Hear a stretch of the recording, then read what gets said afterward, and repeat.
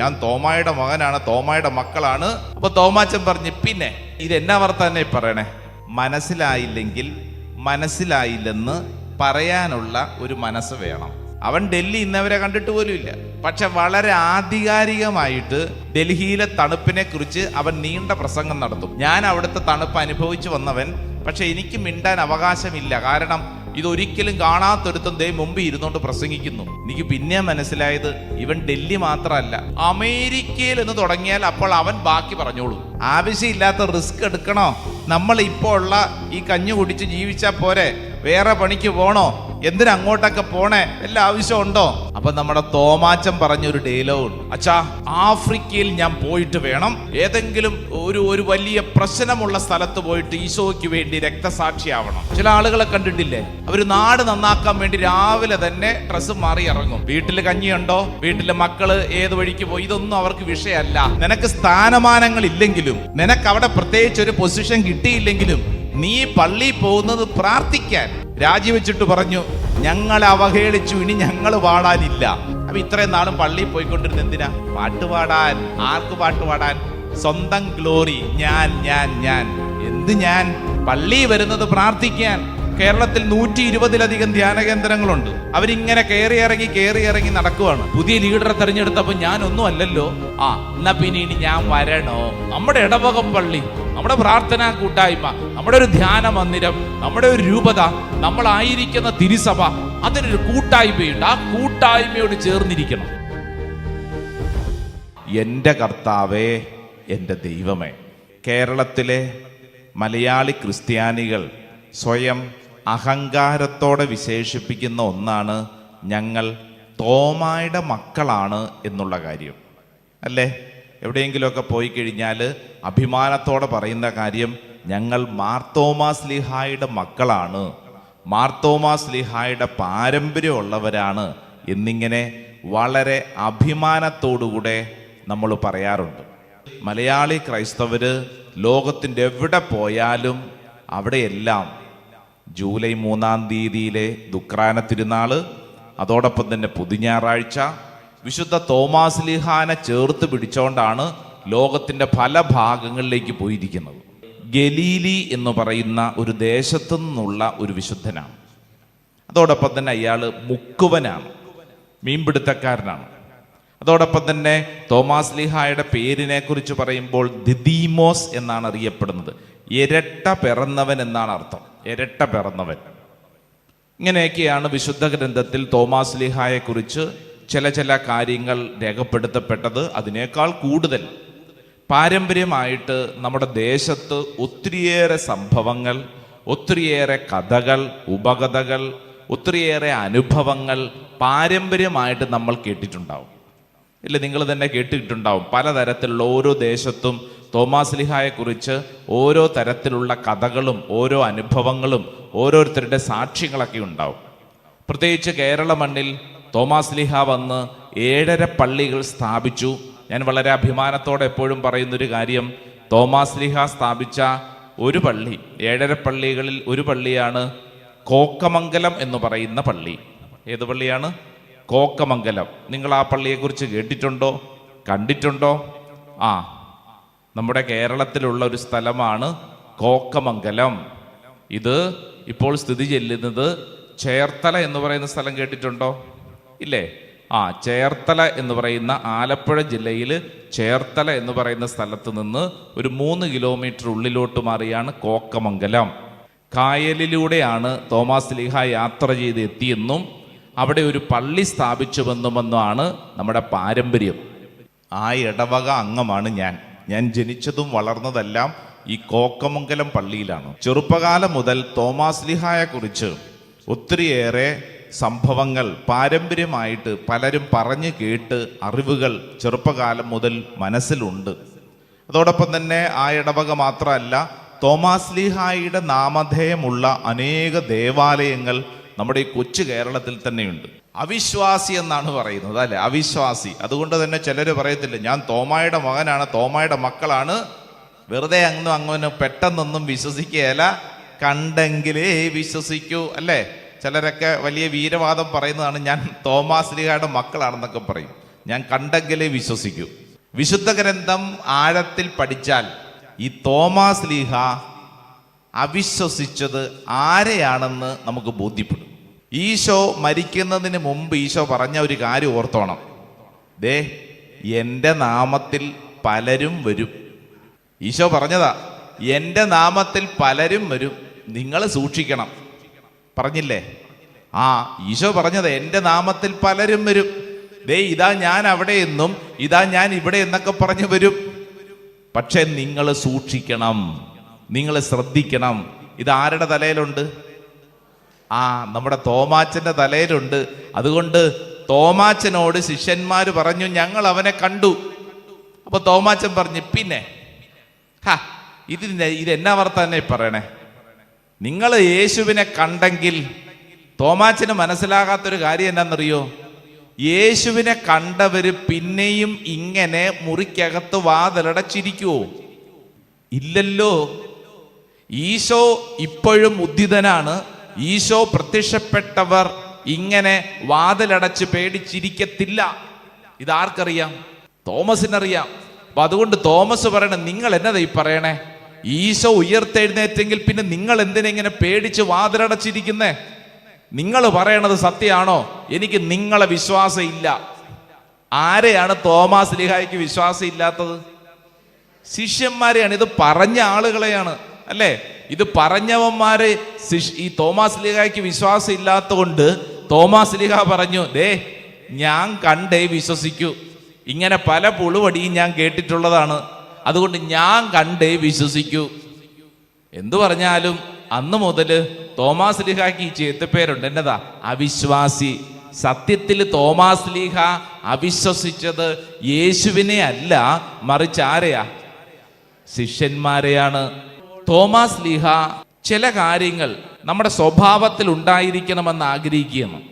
ഇപ്പൊ നമ്മളൊരു വിശുദ്ധയുടെയോ തിരുനാളൊക്കെ ആഘോഷിക്കുമ്പോൾ ആ വിശുദ്ധന്റെ ഉള്ളിലുണ്ടായിരുന്ന, അവരുടെ ജീവിതത്തിലുണ്ടായിരുന്ന ചില സ്വഭാവ സവിശേഷതകൾ നമ്മുടെ ജീവിതത്തിൽ ഉണ്ടാകണമെന്ന് നമ്മൾ ആഗ്രഹിക്കും. എന്ന പോലെ ഇങ്ങോട്ട് നോക്കിക്കേ, തോമാസ് ലീഹായുടെ ഈ തിരുനാൾ ദിനത്തിൽ നമ്മിൽ ഉണ്ടായിരിക്കണമെന്ന് ദൈവം ആഗ്രഹിക്കുന്ന ചില സ്വഭാവങ്ങൾ, പ്രത്യേകിച്ച് 3 സ്വഭാവങ്ങൾ നമ്മൾ പഠിക്കാൻ പോവാണ്. ഞാൻ നിങ്ങൾക്ക് വേണ്ടി ഒരു കാര്യം ചെയ്യും, ഞാനൊരു സ്ഥലം ഒരുക്കാൻ പോവാണ്, അല്ലേ? ഇതൊക്കെ വലിയ വലിയ കാര്യങ്ങൾ ഈശോ ഇങ്ങനെ പറഞ്ഞുകൊണ്ടിരിക്കുമ്പോൾ നമ്മുടെ പാവപ്പെട്ട തോമാച്ചൻ, ഈ തോമാച്ചന്റെ അവസ്ഥ എന്താണെന്ന് നമുക്കറിയാം. തോമാച്ചൻ ചോദിക്കുകയാണ്. എന്താണ് ചോദിക്കുന്നത്? നീ എവിടേക്ക് പോകുന്നുവെന്ന് ഞങ്ങൾക്ക് അറിഞ്ഞുകൂടാ. എത്ര നിഷ്കളങ്കമായ ഒരു സംസാരം, അല്ലേ? ബാക്കിയുള്ളവന്മാരോ ഇതൊക്കെ അറിയാമെന്നുള്ള പാപത്തിലാണ് നിൽക്കുന്നത്. നമ്മുടെ പാവം തോമസ് പറയുകയാണ്, എനിക്കറിഞ്ഞുകൂടാ. ഇത് നീ ഈ പറഞ്ഞല്ലോ, വഴി അങ്ങോട്ട് പോകും, അവിടെ ഒരുക്കും, ഇതെന്നതാ? എനിക്ക് മനസ്സിലായില്ല. വളരെ സ്വതസിദ്ധമായ ശൈലിയിൽ തോമാസ് ലീഹ ഈശോട് പറഞ്ഞു, നീ എങ്ങോട്ട് പോകുന്നുവെന്ന് എനിക്ക് അറിഞ്ഞുകൂടാ, ഞങ്ങൾക്ക് അറിഞ്ഞുകൂടാ. തോമാസ് ലീഹയുടെ കൂട്ടത്തിലുണ്ടായിരുന്ന ബാക്കി ശിഷ്യന്മാരുടെ സ്വഭാവമാണ് നമ്മുടേത്. എന്നതാ? ഒന്നും അറിയാൻ പാടില്ലെങ്കിലും എല്ലാം അറിയാവുന്ന പോലെയാണ് ഇരിപ്പും നിപ്പും നടപ്പും, അല്ലേ? ദേ, തോമാസ് ലീഹ നമ്മളോട് പറയുക, മനസ്സിലായില്ലെങ്കിൽ മനസ്സിലായില്ലെന്ന് പറയാനുള്ള ഒരു മനസ്സ് വേണം. തോമാസ് ലീഹ പറയുക, എൻ്റെ മനുഷ്യരെ, ദേ, ഉള്ള കാര്യം അംഗീകരിക്ക്. അറിയാൻ പാടില്ലെങ്കിൽ അറിയാൻ പാടില്ല എന്ന് സമ്മതിക്ക്. നമ്മൾ സമ്മതിക്കില്ല, നമുക്ക് എല്ലാം അറിയാം, അല്ലേ? പ്രത്യേകിച്ച് മലയാളിയുടെ ഒരു സ്വഭാവ ശൈലിയിൽപ്പെട്ട കാര്യങ്ങളല്ലേ. നിങ്ങളൊരു കാര്യം എന്തെങ്കിലും പറഞ്ഞു കഴിഞ്ഞാൽ അവര് ആകാശത്തിന് കീഴിലുള്ള നമ്മളെല്ലാം പറയും, ആധികാരികമായിട്ട് പറയും. അതാണ് അതിൻ്റെ പ്രത്യേകത. വീടിനടുത്ത് എനിക്കൊരു സുഹൃത്തുണ്ട്, എൻ്റെ ബാല്യകാല സുഹൃത്താണ്. അപ്പം ഞാൻ ഈ ഡൽഹിയിൽ ഭയങ്കര ചൂടാണ്, ഡൽഹിയിൽ ഭയങ്കര തണുപ്പാണ് എന്നിങ്ങനെ, അവിടുത്തെ ചൂടും തണുപ്പൊക്കെ ഞാൻ ഇങ്ങനെ എങ്ങാനും പറഞ്ഞു തുടങ്ങുമ്പോൾ ഈ ചങ്ങാതി കയറി ഇരുന്നുകൊണ്ട് വളരെ ആധികാരികമായിട്ട്, അവൻ ഡൽഹി ഇന്നവരെ കണ്ടിട്ട് പോലും ഇല്ല, പക്ഷെ വളരെ ആധികാരികമായിട്ട് ഡൽഹിയിലെ തണുപ്പിനെ കുറിച്ച് അവൻ നീണ്ട പ്രസംഗം നടത്തും. അപ്പം ഞാൻ ഇങ്ങനെ വായും പൊളിച്ചിരിക്കും. ഞാൻ അവിടുത്തെ തണുപ്പ് അനുഭവിച്ചു വന്നവൻ, പക്ഷെ എനിക്ക് മിണ്ടാൻ അവകാശമില്ല. കാരണം ഇതൊരിക്കലും കാണാത്തൊരുത്തം ദേ മുമ്പിൽ ഇരുന്നുകൊണ്ട് പ്രസംഗിക്കുന്നു. എനിക്ക് പിന്നെ മനസ്സിലായത് ഇവൻ ഡൽഹി മാത്രമല്ല, നിങ്ങളിപ്പോൾ അമേരിക്ക പോയിട്ട് വന്ന് അവൻ്റെ മുമ്പിൽ ഇരുന്നുകൊണ്ട് അമേരിക്കയിൽ എന്ന് തുടങ്ങിയാൽ അപ്പോൾ അവൻ ബാക്കി പറഞ്ഞോളൂ. അവൻ അവിടെ ഇരുന്നുകൊണ്ട് അമേരിക്കയിൽ വാഷിങ്ടണിൽ ഇങ്ങനെയാണെന്നും പറഞ്ഞുകൊണ്ട് അവൻ തുടങ്ങും. അപ്പോൾ നമ്മൾ അവൻ്റെ വായിലോട്ട് നോക്കിയിരിക്കും.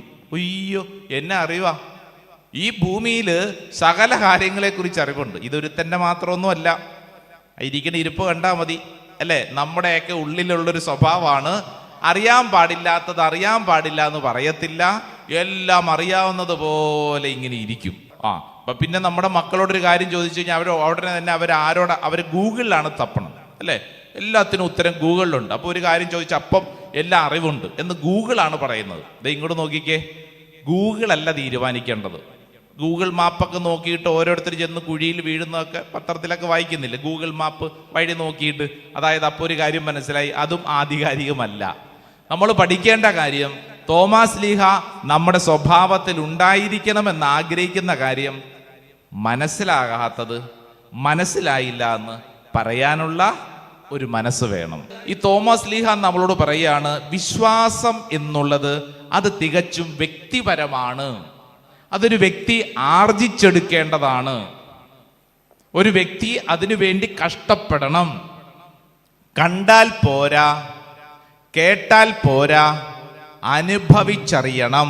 ഞാൻ പണ്ട് സെമിനാറിലൊക്കെ പഠിക്കുമ്പോഴും അല്ലെങ്കിൽ ഇവിടെ നാട്ടിലായിരുന്നപ്പോഴത്തെ ഈ ടി വിയിലോ മാധ്യമങ്ങളിലൊക്കെ വാർത്ത, ഡൽഹിയിൽ തണുപ്പ്, ഡൽഹിയിൽ നോർത്ത് ഇന്ത്യയിൽ ചൂട് എന്നൊക്കെ പറഞ്ഞ് കേട്ടിട്ടുണ്ട്.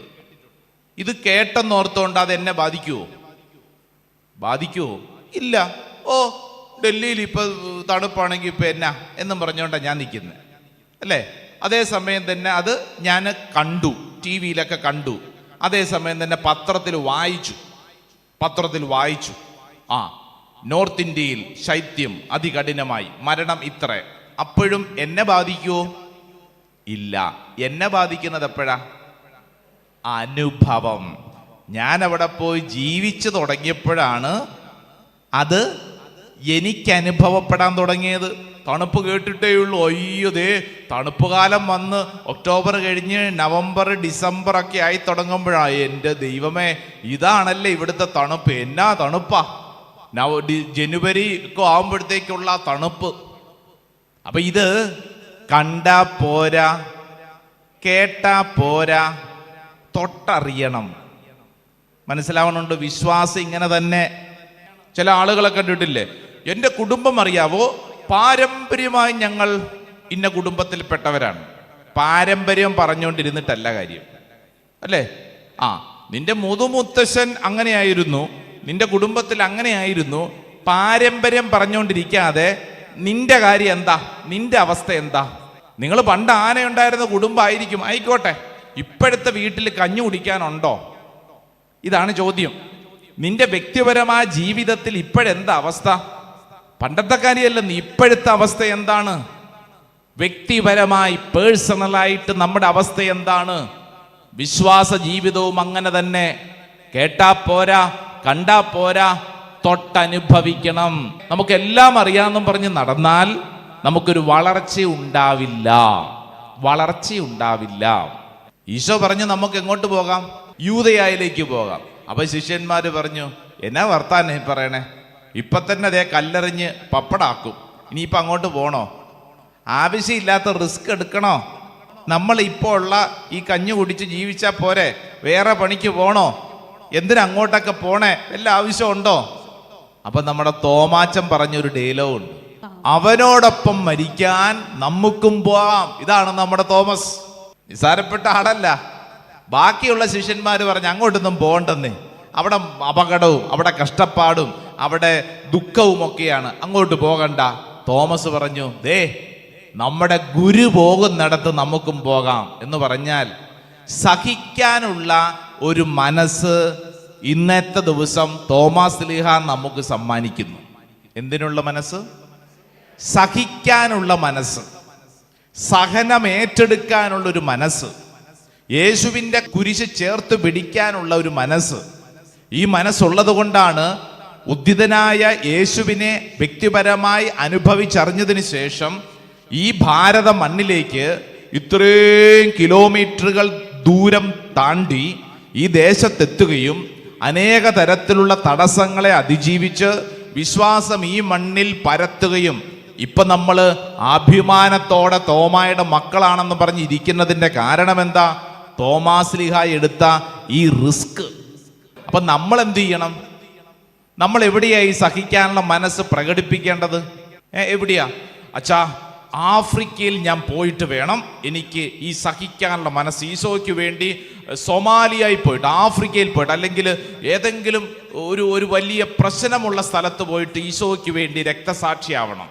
കുറച്ച് പേർക്ക് ആഗ്രഹമുണ്ട്. കൈപൊക്കിയാൽ ഈ കത്തനാർ എന്തെങ്കിലും ഇനി പറഞ്ഞു വിടുവോ എന്ന് പേടിച്ചിട്ടാ. ഇങ്ങോട്ട് നോക്കിക്കേ, ഈശോയ്ക്ക് വേണ്ടി മരിക്കാൻ എല്ലാവർക്കും ആഗ്രഹമുണ്ടെന്ന് എനിക്കറിയാം. ഈശോയ്ക്ക് വേണ്ടി ജീവിക്കാൻ ആഗ്രഹമുണ്ട്. ഇങ്ങോട്ട് നോക്കിക്കേ, ഇതിന് വേണ്ടിയിട്ട് പ്രത്യേകിച്ച് ദൂരങ്ങളിൽ എങ്ങും പോകണ്ട. ആദ്യം നമ്മുടെ വീട്ടിൽ ആരംഭിക്കാം. ഞാൻ കുറച്ച് നാളുകൾക്ക് മുമ്പേ കേരളത്തിലെ ഒരു സ്ഥലത്ത് ഈ മണിപ്പൂരിൽ കലാപമൊക്കെ നടന്ന സമയത്ത് ഒരു ഇടവക പള്ളിയിൽ, ഒരു ഇടവക മാത്രമല്ല, അവിടെ ഒരു പ്രദേശത്ത് വലിയൊരു പ്രതിഷേധ കൂട്ടായ്മ, ഞാനും അതിന് പങ്കെടുക്കാനുണ്ടായിരുന്നു. ഓഡിയൻസിൻ്റെ ഇടയിൽ എൻ്റെ ദൈവമേ, ആ പ്രസംഗം കുറച്ച് പേര് നിന്ന് കത്തിപ്രസംഗമാണ്, സൂപ്പർ പ്രസംഗം. അതിലൊരു അൽമായൻ്റെ പ്രസംഗം കേട്ടിട്ട് ഞാൻ കോരിത്തരിച്ചു. ഇപ്പം തന്നെ മണിപ്പൂരിലേക്ക് പോകണമെന്നോ എനിക്ക് അപ്പം തോന്നിപ്പോയി. അതായത് നമ്മൾ അവിടെ സഹിക്കുന്നവർ എന്നൊക്കെ പറഞ്ഞുകൊണ്ട് ആ അൽമായൻ്റെ പ്രസംഗം നല്ല സ്റ്റീപ്പൊരു പ്രസംഗം. ചിലരുടെയൊക്കെ പ്രസംഗം കേൾക്കുമ്പോൾ നമുക്ക് അങ്ങനെയല്ലേ, ഭയങ്കര ആവേശം തോന്നും. ഈ ചേട്ടൻ്റെ പ്രസംഗം കേട്ട് നല്ല ആവേശം. അങ്ങനെ നല്ല ആവേശത്തിലൊക്കെ നിൽക്കുന്നു. സെമിനാർ കഴിഞ്ഞു. അപ്പോൾ അവിടെ വൈദികർക്ക് വേണ്ടിയിട്ട് അവിടെ ഒരു ചായ ഒരു കടിയൊക്കെ വെച്ചിട്ടുണ്ട്. സിസ്റ്റേഴ്സ് ഉണ്ട്, കുറച്ച് അൽമായരുണ്ട്. അപ്പോൾ ഞാൻ വൈദികരുടെ അവിടെ പോയി നിന്നിട്ടൊരു ചായ കടിയൊക്കെ കഴിച്ചു, ഒരു ബിസ്ക്കറ്റൊക്കെ അടിച്ചുകൊണ്ടിരിക്കുമ്പോൾ അവിടെ ഇത് വിതരണം ചെയ്യുന്ന, എനിക്ക് തോന്നുന്ന മാതൃവേദിക്കാരാണ് ആ ഇടവകയിലെ അമ്മമാർ. അപ്പോൾ അതിലൊരു ചേച്ചി വന്നിട്ട് പറഞ്ഞു, അച്ഛാ സ്തുതിയായിരിക്കട്ടെ, അച്ഛാ പ്രാർത്ഥിക്കണം കേട്ടോ, പ്രാർത്ഥിക്കണം. ഞാൻ നല്ല ആവേശത്തിൽ നിൽക്കില്ല. പിന്നെ അല്ല ചേച്ചി പ്രാർത്ഥിക്കാം, നമ്മൾ സഹിക്കാനുള്ളവരല്ലേ, നമ്മൾ ശരിയാക്കണം എന്നൊക്കെ പറഞ്ഞുകൊണ്ട് ഞാൻ ഇങ്ങനെ ചായ കുടിച്ചുകൊണ്ടിരിക്കുക. അപ്പോൾ ഈ ചേച്ചി പറഞ്ഞു, അച്ഛാ വീട്ടിൽ പ്രശ്നങ്ങളാ, വീട്ടിൽ പ്രശ്നങ്ങളാ അച്ഛാ, ആരോടും പറയാൻ പറ്റത്തില്ല. ഭർത്താവിൽ നിന്ന് ഒത്തിരി ഞാൻ സഹിക്കുന്നുണ്ട്. മിക്കവാറും ദിവസങ്ങൾ വീട്ടിൽ വന്നിട്ട് അയാൾ എന്നെ ശാരീരികമായിട്ട് വേദനിപ്പിക്കും അച്ഛാ, പുറത്ത് പറയാൻ പറ്റത്തില്ല, ശാരീരികമായ വേദനയാണ്. അപ്പം ഞാൻ പറഞ്ഞു, എന്നാൽ പിന്നെ അത് ഇടവക വികാരിയച്ഛനോട് പറഞ്ഞിട്ട് ആ വിഷയത്തിൽ ഇടപെടണം. അല്ല അച്ഛാ, അച്ഛനോടൊന്നും പറയാൻ പറ്റത്തില്ല, അതുകൊണ്ടാണ് അച്ഛനെ കണ്ടപ്പോൾ പറഞ്ഞത്, അച്ഛാ ഒന്ന് പ്രാർത്ഥിക്കണം. അപ്പം ഞാൻ ചോദിച്ചു, നമുക്ക് ഇദ്ദേഹം എവിടെയുണ്ട്, ഈ ഭർത്താവ് എവിടെയുണ്ട്, ഇയാളെ ഒന്ന് കണ്ടിരുന്നെങ്കിൽ ഞാനൊന്ന് സംസാരിക്കാം, നമുക്കൊന്ന് ഒരുമിച്ചിരുന്ന് സംസാരിക്കാം. അച്ഛാ അയാൾ ഇവിടെ തന്നെ ഉണ്ട് അച്ഛാ. അപ്പം ഞാൻ ചോദിച്ചു, അതെവിടെ? അച്ഛൻ ഇച്ചിരി മുമ്പ് കേട്ടില്ലേ ഒരു ചേട്ടൻ നിന്ന് പ്രസംഗിക്കുന്നത്? ഞാൻ പറഞ്ഞു, ഒരു ചേട്ടൻ്റെ പ്രസംഗം. എൻ്റെ ദൈവമേ, ആ പ്രസംഗം എന്നാ പ്രസംഗമായിരുന്നു! മണിപ്പൂരിൽ സഹിക്കുന്ന ക്രിസ്ത്യാനികളുടെ കൂടെ. അയ്യോ, ആ ചേട്ടനാണ് എൻ്റെ ഭർത്താവ്. മനസ്സിലായോ? മണിപ്പൂരിനെ കുറിച്ചും ആഫ്രിക്കയിൽ സഹിക്കുന്നതിനെ കുറിച്ചും നോർത്ത് ഇന്ത്യയിലെ പീഡനങ്ങളെ കുറിച്ചും പ്രസംഗിച്ച ചേട്ടൻ സ്വന്തം വീട്ടിൽ ഭാര്യയെ കുനിച്ചു നിർത്തി എല്ലാ ദിവസവും ഇടിക്കുന്നു. എന്തൊരവസ്ഥയാണ്! നിങ്ങളൊന്ന് ചിന്തിച്ചു നോക്കൂ. ഈ നാട്ടിലെ കാര്യങ്ങളൊക്കെ പറയാൻ എളുപ്പാ. പ്രായോഗികമായിട്ട് വീട്ടിൽ നാട്ടിലൊന്നും പുറത്തൊന്നും പോണ്ടെന്ന്, സ്വന്തം വീട്ടിൽ ചില ആളുകളെ കണ്ടിട്ടില്ലേ? അവർ നാട് നന്നാക്കാൻ വേണ്ടി രാവിലെ തന്നെ ഡ്രസ്സ് മാറി ഇറങ്ങും, രാവിലെ തന്നെ നാട് നന്നാക്കാൻ. വീട്ടിൽ കഞ്ഞിയുണ്ടോ, വീട്ടിലെ മക്കള് ഏത് വഴിക്ക് പോയി, ഇതൊന്നും അവർക്ക് വിഷയമല്ല. നാട് നന്നാക്കാൻ ഇറങ്ങും. ഇങ്ങോട്ട് നോക്കിക്കേ, നാട് നന്നാക്കാൻ ഇറങ്ങുന്നതിന് മുമ്പ് ആദ്യം നിന്റെ വീട് നന്നാക്കണം. അടുത്തിരിക്കുന്നവരോട് പറഞ്ഞു കൊടുത്തേ, നാട് നന്നാക്കുന്നതിന് മുമ്പ് നിന്റെ വീട് നന്നാക്കണം. പറഞ്ഞു കൊടു. പറയാൻ പേടിയാ അല്ലേ? പറഞ്ഞു കൊടുക്കണം. നമ്മുടെ വീട്ടിൽ ഇതിന് തയ്യാറാവണമെന്ന്, നമ്മുടെ സ്വഭാവത്തിൽ ഇതുണ്ടായിരിക്കണം. സ്വഭാവത്തിൽ അത് കഴിഞ്ഞിട്ട് നമുക്ക് നാട് നന്നാക്കാം. നമ്മുടെ വീട്ടിൽ, നമ്മുടെ സ്വഭാവത്തിൽ, പെരുമാറ്റത്തിൽ തോമാശ്ലീഹ പഠിപ്പിക്കുന്ന ഒരു പ്രധാനപ്പെട്ട കാര്യം ഇതാണ്. നീ വലിയ മിഷൻ യാത്ര ഒന്നും ചെയ്യണ്ട. ആദ്യം നമ്മുടെ വീട്ടിലുള്ളൊരു മിഷൻ, നമ്മുടെ വീട്ടിലുള്ള നമ്മുടെ ശുശ്രൂഷ, ജീവിത പങ്കാളിക്ക് ഒരു സമാധാനം കൊടുക്കാൻ, മക്കൾക്ക് സ്നേഹപൂർവ്വം പെരുമാറാൻ, അതിനുള്ളൊരു മനസ്സ്, അത് പ്രധാനപ്പെട്ട കാര്യമാണ്. പ്രിയപ്പെട്ടവരെ, തോമാശ്ലീഹ പഠിപ്പിക്കുന്ന രണ്ടാമത്തെ പാഠമാണ് സഹിക്കാനുള്ള ഒരു മനസ്സ്. ആഴ്ചയുടെ ആദ്യ ദിവസമായ അന്ന് വൈകിട്ട് ശിഷ്യന്മാർ യഹൂദരെ ഭയന്ന് കതകടച്ചിരിക്കെ യേശു വന്ന് അവരുടെ മധ്യത്തിൽ നിന്ന് അവരോട് പറഞ്ഞു, നിങ്ങൾക്ക് സമാധാനം. എന്നിട്ട് ഈശോ അവരുടെ മുമ്പിൽ നിന്ന് അവരോട് സംസാരിക്കുകയാണ്. തോമസ് അവരോട് കൂടെ ഉണ്ടായിരുന്നില്ല. അതുകൊണ്ടാണ് പിന്നീട് ഈ ചീത്തപ്പേര് മുഴുവൻ കേൾക്കേണ്ടി വന്നത്. ദേ, തോമാസ് ലീഹ നമ്മളൊരു കാര്യം പഠിപ്പിക്കുകയാണ്. നീ എന്നും കൂട്ടായ്മയുടെ ഭാഗമായിരിക്കണം. നിന്റെ കൂട്ടം വിട്ട് നീ പോയേക്കരുത്. അങ്ങനെ പോയാൽ ജീവിതകാലം മുഴുവൻ ചീത്തപ്പേര് കേൾക്കേണ്ടി വരും. തോമാസ് ലീഹ പഠിപ്പിക്കുന്ന പാഠം. നീ ജീവിതത്തിൽ എന്നും കൂട്ടായ്മയുടെ ഭാഗമായിരിക്കണം. തോമാസ് ലീഹ തീക്ഷ്ണമതിയാണ്. ഈശോയോട് പറഞ്ഞ് നമുക്ക് ഒരുമിച്ച് ഞാനും കൂടെയുണ്ട് മരിക്കാം എന്നൊക്കെ പറഞ്ഞ ഈ വലിയ ശിഷ്യൻ ഒരു പ്രത്യേക സാഹചര്യത്തിൽ ആ കൂട്ടായ്മയുടെ കൂടെ ഉണ്ടായിരുന്നില്ല. ആ സമയത്താണ് ആ കൂട്ടായ്മയിൽ ഈശോ പ്രത്യക്ഷപ്പെട്ടത്. ഇത് ആ ശിഷ്യൻ അനുഭവിക്കാൻ പറ്റിയില്ല. പ്രിയപ്പെട്ടവരെ, കൂട്ടായ്മയുടെ ഭാഗമാവുക, സഭയുടെ ഭാഗമാവുക, ഇടവക കൂട്ടായ്മയുടെ ഭാഗമാകുക, പ്രാർത്ഥന കൂട്ടായ്മയുടെ ഭാഗമാവുക. പ്രധാനപ്പെട്ട കാര്യമാണ് കൂട്ടായ്മ. കൂട്ടായ്മ വിട്ടു പോയേക്കരുത്. ഇടവക ദേവാലയത്തിലെ ശുശ്രൂഷകൾ നിങ്ങൾ ശ്രദ്ധിക്കേണ്ട കാര്യം, ആ ദേശത്ത് നിങ്ങളായിരിക്കുന്ന നിങ്ങളുടെ കുടുംബമുള്ള ദേശത്ത് ഒരു ദേവാലയം പണിയപ്പെട്ടത് നിന്റെ പ്രാർത്ഥനയ്ക്ക് വേണ്ടി, നിന്റെ കണ്ണുനീരിന് ഉത്തരമായിട്ടൊരു ദേവാലയം. അത് നിന്റെ പ്രാർത്ഥനയുടെ മണ്ണാണ്. ആ ദേവാലയത്തിൽ നീ പോകുന്ന എന്തിനു വേണ്ടിയിട്ടാ? നിന്റെ ദൈവത്തെ തേടാൻ, പ്രാർത്ഥിക്കാൻ. അപ്പൊ അവിടെ എന്തെങ്കിലും ഒരു അസ്വസ്ഥത ഉണ്ടാകുമ്പോൾ ഉടനെ തന്നെ അതിട്ടിട്ട് പോയേക്കരുത്. ഞാൻ ഈ കഴിഞ്ഞ നാളിൽ ഒരു വികാരിച്ചം പറഞ്ഞിട്ട് ആ ഇടവകയിലുള്ള ഒരു ചേട്ടനെ കാണാൻ പോയി. പ്രായമുള്ള ചേട്ടനാണ്. ആ ചേട്ടൻ ആ പള്ളിയുടെ വലിയ ശക്തമായിട്ട് ആ പള്ളിയുടെ ഒരു മുന്നണി പോരാളിയായിരുന്നു. എന്നാൽ ഈയിടെയായിട്ട് ഈ ചേട്ടൻ ആ പള്ളി പോകുന്നില്ല. അപ്പൊ ഞാൻ ചെന്ന് കണ്ടു, ചേട്ടൻ എന്താ പള്ളി പോകാത്ത? അത് ശരിയല്ലല്ലോ എന്നിങ്ങനെയൊക്കെ പറഞ്ഞുകൊണ്ടിരിക്കുമ്പോൾ ഈ ചേട്ടൻ കരഞ്ഞോണ്ട് പറഞ്ഞു, അച്ഛാ, ആ പള്ളി പണിതതിന് ശേഷം കഴിഞ്ഞ 15 വർഷമായിട്ട് ഞാനായിരുന്നു ആ പള്ളിയിലെ കൈക്കാരൻ, ട്രസ്റ്റി. ഇപ്പോ വികാരിയച്ഛൻ വേറെ ഒരാളെ തെരഞ്ഞെടുത്തു. ഇതെന്നാ മര്യാദ കെട്ട പരിപാടിയാ. ഇപ്പൊ ഞാനൊന്നും അല്ലാണ്ടായില്ലേ, അതുകൊണ്ട് ഞാൻ പള്ളി പോകുന്നില്ല. 15 വർഷമായിട്ട് ഇയാളായിരുന്നു ട്രസ്റ്റി. അപ്പൊ ഇയാൾ ഇത്രയും നാളും പള്ളിയിൽ പോയിക്കൊണ്ടിരുന്ന എന്തിനായിരുന്നു? ട്രസ്റ്റി. ഞാൻ എന്തോ ആണ്. എൻ്റെ പ്രിയപ്പെട്ടവരെ, നിനക്ക് സ്ഥാനമാനങ്ങൾ ഇല്ലെങ്കിലും, നിനക്ക് അവിടെ പ്രത്യേകിച്ച് ഒരു പൊസിഷൻ കിട്ടിയില്ലെങ്കിലും, നീ പള്ളിയിൽ പോകുന്നത് പ്രാർത്ഥിക്കാൻ. നീ പള്ളിയിൽ പോകുന്നത് പ്രാർത്ഥിക്കാൻ. നീ കൂട്ടായ്മയുടെ ഭാഗമായിരിക്കണം. അല്ലാതെ നിനക്ക് എന്തെങ്കിലും തരത്തിൽ നിന്റെ ആശയങ്ങൾക്കെതിരാണ്, എന്നാ പിന്നെ ഞാൻ പോകുന്നില്ല. പ്രത്യേകിച്ച് ഈ കാലഘട്ടത്തിൽ ഇങ്ങനെയുള്ള എതിർ ചിന്തകൾ അനേകരുടെ തലയ്ക്കകത്ത് ഇങ്ങനെ വർദ്ധിച്ചുകൊണ്ടിരിക്കുന്ന സമയമാണ്. വേറൊരു ഇടവകയിൽ അവിടുത്തെ പാട്ട് സംഘം, മ്യൂസിക് ടീം, കൊയർ മെമ്പേഴ്സ്, പഴയ ഗ്രൂപ്പ്, പുതിയ ഗ്രൂപ്പ്. അവിടെ ഒരു കൊച്ചച്ഛനും കൂടെ വന്നപ്പോഴത്തേക്ക്, അച്ഛൻ പാട്ടുകാരനായപ്പോഴത്തേക്ക് അച്ഛനെ 3-4 ഗ്രൂപ്പിനെ തെരഞ്ഞെടുത്തു. ഞായറാഴ്ചകളിൽ മുതിർന്നവർ ഇന്ന കുർബാനയ്ക്ക് പാടും, അടുത്ത ഗ്രൂപ്പ് യുവജനങ്ങൾ പാടും, കുട്ടികൾ പാടും, അങ്ങനെ 3-4 ഗ്രൂപ്പ് തെരഞ്ഞെടുത്തതോടുകൂടി ഇത്രയും നാളും പാടിക്കൊണ്ടിരുന്ന ടീം രാജിവെച്ചിട്ട് പറഞ്ഞു, ഞങ്ങളെ അവഹേളിച്ചു, ഇനി ഞങ്ങൾ പാടാനില്ല. അതെന്താ അങ്ങനെ? ഞങ്ങളിനി പള്ളി വരുന്നില്ലെന്ന്. അപ്പൊ ഇവരെ വിളിച്ച് സംസാരിച്ചു വന്നപ്പോഴത്തേക്കാണ് ഇവര് പറഞ്ഞത്, ഞങ്ങളാണ് ഇവിടെ പാട്ടുകാര്, ഞങ്ങളെ പാടൂ.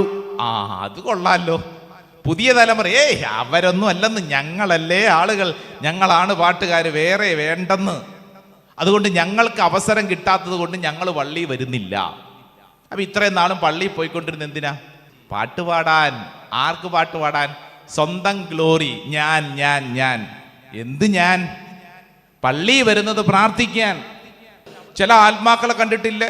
കേരളത്തിൽ 120-ലധികം ധ്യാന കേന്ദ്രങ്ങളുണ്ട്. അവരിങ്ങനെ കയറി ഇറങ്ങി നടക്കുവാണ്. സ്വന്തമായിട്ട് ഒരു തറവാടെന്ന് പറയാൻ എങ്ങും ഇല്ല. ഉണ്ടെന്ന്. അതായത് അവരിങ്ങനെ മാറി നടന്നുകൊണ്ടിരിക്കുക. നിനക്ക് സ്വന്തമായിട്ട് ദൈവം പ്രാർത്ഥിക്കാൻ ഒരിടം തന്നിട്ടുണ്ട്. നിന്റെ തറവാടായിട്ടൊരു പ്രാർത്ഥന ആലയമുണ്ട്. ദൈവം നിന്നെ ഉയർത്തിയതുകൊണ്ടൊരു കൂട്ടായ്മയുണ്ട്. ആ കൂട്ടായ്മയോട് സ്നേഹവും ബന്ധവും ഉണ്ടായിരിക്കണം. നിനക്കവിടെ സ്ഥാനം കിട്ടുന്നില്ല എന്ന് കരുതിക്കൊണ്ട് നീ ഉടനെ തന്നെ പുതിയൊരു കൂട്ടായ്മ രൂപീകരിച്ച് നീ നിന്റെ പടി തോക്കി പോകരുത്. നീ എപ്പോഴും കൂട്ടായ്മയുടെ ഭാഗമായിരിക്കണം. കാരണം ചിലർക്കൊക്കെ പ്രാർത്ഥനാ ഗ്രൂപ്പിൽ അല്ലെങ്കിൽ മധ്യസ്ഥ പ്രാർത്ഥന ഗ്രൂപ്പിലൊക്കെ തോന്നും, ഞാൻ ഇത്രയും വർഷമായിട്ട് ലീഡറായിട്ടിരുന്ന ആളല്ലേ, പുതിയ ലീഡറെ തെരഞ്ഞെടുത്തപ്പോൾ ഞാനൊന്നും അല്ലല്ലോ. എന്നാ പിന്നെ ഇനി ഞാൻ വരണോ? ഞാൻ വന്നില്ലേലും കുഴപ്പമില്ലല്ലോ എന്ന് പറഞ്ഞ അർത്ഥം എന്നാ? ഇത്രയും നാളും ഈ മധ്യസ്ഥ പ്രാർത്ഥന ഗ്രൂപ്പിന്റെ ലീഡർ വന്നോണ്ടിരുന്ന എന്തിനാ? ലീഡർ കളിക്കാൻ. എന്ത് കാര്യത്തിന്? ഞാൻ ആരും കുറ്റപ്പെടുത്താൻ പറഞ്ഞല്ല, സ്വയം ഒന്ന് ചിന്തിക്കുക. കൂട്ടായ്മയുടെ ഭാഗമാവുക എന്ന് പറഞ്ഞാൽ അവിടെ എളിമപ്പെടണം, ചേർന്നിരിക്കണം, ഒരുമിച്ചിരുന്ന് പ്രാർത്ഥിക്കണം, പരസ്പരം അംഗീകരിക്കണം. എങ്കിലേ വളർച്ചയുണ്ടാവുകയുള്ളൂ. അല്ലാതെ എനിക്ക് അവസരമില്ലെങ്കിൽ ഞാൻ അവസരമുള്ള സ്ഥലത്ത് ഇങ്ങനെ കയറി ഇറങ്ങിക്കൊണ്ടിരുന്നാൽ അവരിങ്ങനെ ജീവിതകാലം മുഴുവൻ കയറി ഇറങ്ങിക്കൊണ്ടേയിരിക്കും. നമ്മൾ കൂട്ടായ്മയുടെ ഭാഗമായിരിക്കണം. കൂട്ടായ്മ വിട്ട് നമ്മൾ പോയേക്കരുത്. നമ്മുടെ ഇടവക പള്ളി, നമ്മുടെ പ്രാർത്ഥനാ കൂട്ടായ്മ, നമ്മുടെ ഒരു ധ്യാന മന്ദിരം, നമ്മുടെ ഒരു രൂപത, നമ്മളായിരിക്കുന്ന തിരുസഭ, അതിനൊരു കൂട്ടായ്മയുണ്ട്. ആ കൂട്ടായ്മയോട് ചേർന്നിരിക്കണം. അപ്പൊ തോമാസ് ശ്ലീഹ ഇന്ന് നമുക്ക് 3 സ്വഭാവങ്ങൾ നമ്മുടെ സ്വഭാവത്തിൽ ഉണ്ടായിരിക്കണമെന്ന് ആഗ്രഹിക്കുന്നു. ഒന്നാമത്തെ കാര്യം എന്നതായിരുന്നു, ഓർമ്മയുണ്ടോ? മനസ്സിലാകാത്തത് മനസ്സിലായില്ല എന്ന് പറയാനുള്ള ഒരു മനസ്സ് വേണം. ചിലര് തലയാട്ടി പിന്നെ അതും എനിക്കറിയാം എന്നും പറഞ്ഞുകൊണ്ടാണ് നിൽക്കുന്നത്. സഹിക്കാനുള്ള ഒരു മനസ്സ് വേണം. പറഞ്ഞു കൊടുത്തേ, സഹിക്കാൻ. സഹിക്കാനുള്ള ഒരു മനസ്സ്. മൂന്നാമത്തത്, കൂട്ടായ്മ വിട്ടു പോയേക്കരുത്. പറഞ്ഞുകൂടി, ശക്തമായിട്ട് പറഞ്ഞുകൂടി, കൂട്ടായ്മ വിട്ടു പോയേക്കരുത്. കരങ്ങൾ 2 നന്നായിട്ട് ഉയർത്തി കണ്ണുകളടച്ച് ഭാരത സഭയ്ക്ക് വേണ്ടി, പ്രത്യേകിച്ച് കേരള സഭയ്ക്ക് വേണ്ടി പ്രാർത്ഥിക്കുക. ഈ കാലഘട്ടത്തിൽ വിശ്വാസം നഷ്ടപ്പെട്ടു പോകുന്ന അനേക സംഭവങ്ങൾ നമ്മുടെ ചുറ്റുവട്ടത്തും ഉണ്ടാകുമ്പോൾ മാർത്തോമാ ശ്ലീഹ നമ്മളെ പഠിപ്പിക്കുന്നു, വിശ്വാസത്തിൽ വളരാൻ, സ്നേഹിക്കുവാൻ, മനസ്സിലാകാത്തത് മനസ്സിലായില്ല എന്ന് പറയുവാൻ, സഹിക്കാനുള്ള മനസ്സ്, കൂട്ടായ്മയോട് ചേർന്നിരിക്കാൻ ഈ കാലഘട്ടത്തിൽ കർത്താവ് ആഗ്രഹിക്കുന്നു. 2 കരങ്ങൾ ഉയർത്തിപ്പിടിച്ച് ഒച്ചത്തിൽ പറഞ്ഞ്, എന്റെ കർത്താവേ, എന്റെ ദൈവമേ,